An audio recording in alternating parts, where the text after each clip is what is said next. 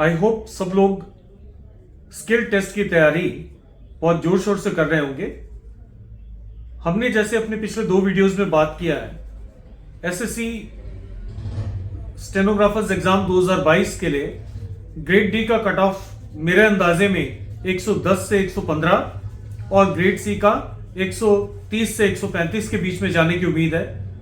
ये cut off मैंने number of vacancies के बेसिस पे एडजस्ट किया है और मेरे को उम्मीद है कि जो बच्चे भी इस कट ऑफ में आ रहे होंगे वो सब लोग बहुत अच्छी तरह से तैयारी में लगे होंगे।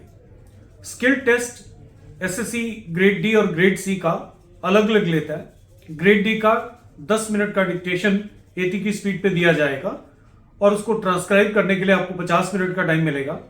ग्रेड सी के लिए 100 वर्ड्स पर मिनट 100 वर्ड्स पर मिनट की स्पीड से 10 मिनट का डिक्टेशन दिया जाएगा और उसको 1000 वर्ड्स को आपको टाइप करने के लिए 40 मिनट का टाइम दिया जाएगा। एसएससी क्योंकि जो टेस्ट देता है वो यूजुअली पार्लियामेंट्री डिबेट से देता है, बट कभी कभी प्रेसिडेंट स्पीच से भी 2-3 साल पहले इन्होंने टेस्ट दे दिया था। ऐसा कोई जरूरी तो नहीं है टेस्ट इसी में से आएगा, बट क्योंकि पार्लियामेंट्री डिबेट्स में से आता है, आप लोगों को जितनी भी मिनिस्ट्रीज हैं हर एक मिनिस्ट्री की वोकैबुलरी की प्रैक्टिस होनी चाहिए। आज सेंट्रल गवर्नमेंट में करीब 75 से 80 मिनिस्ट्रीज हैं और हर एक मिनिस्ट्री का पैसेज हमें आना चाहिए लिखना, क्योंकि क्या पता किस मिनिस्ट्री का किस सब्जेक्ट के ऊपर डिक्टेशन हमें आ जाए। रोज आपको कम से कम एक पैसेज का प्रैक्टिस करना चाहिए और उस पैसेज को ट्रांसक्राइब करके देखना चाहिए कि आप कितनी एक्यूरेसी से उसको ट्रांसक्राइब कर पाते हैं। इसके अलावा आपको कम से कम 3 से 4 अनसीन पैसेजेस जरूर लिखने चाहिए और कम से कम एक ट्रांसक्रिप्शन अनसीन पैसेज का भी आपको करना चाहिए। जो बच्चे 80 की स्पीड का टेस्ट देना चाहते हैं, ग्रेड डी का टेस्ट देना चाहते हैं, वो भी 80 की स्पीड पे भी ट्रांसक्राइब अगर एक्यूरेटली कर लें तो उनको दिक्कत नहीं आएगी, क्योंकि बाद में स्लोली स्पीड अभी और बढ़ सकती है।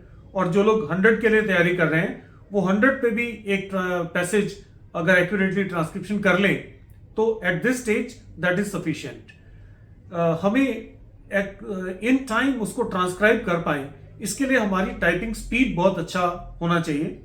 ग्रेड डी के लिए जो बच्चे देना चाहते हैं उनको कम से कम 40 की स्पीड टाइपिंग की होनी चाहिए और ग्रेड सी वाले जो बच्चे देना चाहते हैं वो कम से कम 50 की स्पीड उनकी प्रैक्टिस होनी चाहिए, तभी वो ट्रांसक्रिप्शन अपनी टाइम पे कर पाएंगे और बाद में ये भी देख पाएंगे कि ट्रांसक्रिप्शन में कोई एडिटिंग करना है, कुछ कमी रह गई, कुछ पेशी रह गई, तो उसको ठीक भी कर पाएंगे। स्पेलिंग्स एक बहुत बड़ा रोल प्ले करते हैं। वोकैबुलरी हमें नए नए अगर कोई मिनिस्ट्रीज अलग अलग मिनिस्ट्रीज के पैसेज लिखते हुए अगर कोई नए नए वर्ड्स मिलते हैं, हमें उसके स्पेलिंग जरूर लर्न कर लेने चाहिए। जो कॉमन वर्ड्स हैं उनके स्पेलिंग तो आने चाहिए। बहुत सारे बच्चे जब स्पेलिंग मिस्टेक्स कर देते हैं तो ये भी एक कारण होता है जिसके कारण उनका ट्रांसक्रिप्शन में एक्यूरेसी नहीं आ पाती और उनका टेस्ट क्वालिफाई नहीं हो पाता। तो सबसे पहले तो आपको पार्लियामेंट्री डिबेट से और प्रेसिडेंट स्पीच से दोनों से आपको पैसेजेस लिख के प्रैक्टिस करनी चाहिए। उसको ट्रांसक्राइब करें, कम से कम 3 से 4 अनसीन पैसेजेस लिखें, एक अनसीन ट्रांसक्रिप्शन जरूर करें, एक स्पेलिंग का जरूर ध्यान रखें। रोज अगर पॉसिबल है तो कुछ वर्ड्स का स्पेलिंग टेस्ट ले लें, अपने किसी भी साथी को बिठाकर रोज स्पेलिंग टेस्ट दे दें और टाइपिंग स्पीड का ध्यान रखें। इन सब चीजों का अगर आप ध्यान रखेंगे, प्रैक्टिस करते रहेंगे, तो आई एम श्योर 45 डेज में आपकी एक्यूरेसी आ जाएगी। जिन बच्चों का थ्योरी वीक रह जाता है, मैंने देखा बहुत सारे बच्चे या तो अपने आप थ्योरी कर लेते हैं या इंटरनेट से कुछ देख देख के उन्होंने सीख लिया, या किसी ऐसे इंस्टीट्यूट में चले गए जहां पर टीचर को खुद ही नहीं आता है कि मैं थ्योरी कैसे सिखाऊं। वो सोचते हैं कि किताब से पढ़े, रूल पढ़ा और उसको बता दिया और हमने थ्योरी सिखा दिया। इस तरह से बच्चों का बेस वीक रह जाता है।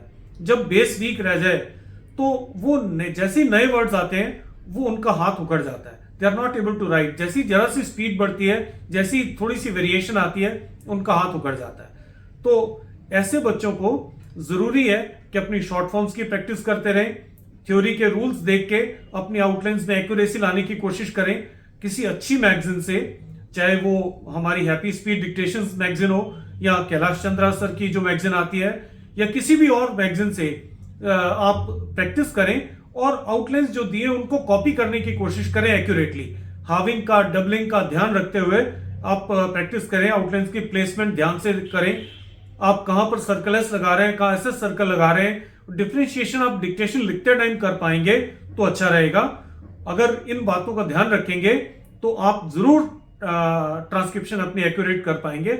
अगर आपको कोई डिफिकल्टी आती है, अगर आपको कोई प्रॉब्लम आती है, आप हमें कांटेक्ट कर सकते हैं। आप या तो कमेंट में आप हमसे पूछ लीजिए, अपना जो भी डिफिकल्टी आप मेंशन कर दीजिए, I will try to reply.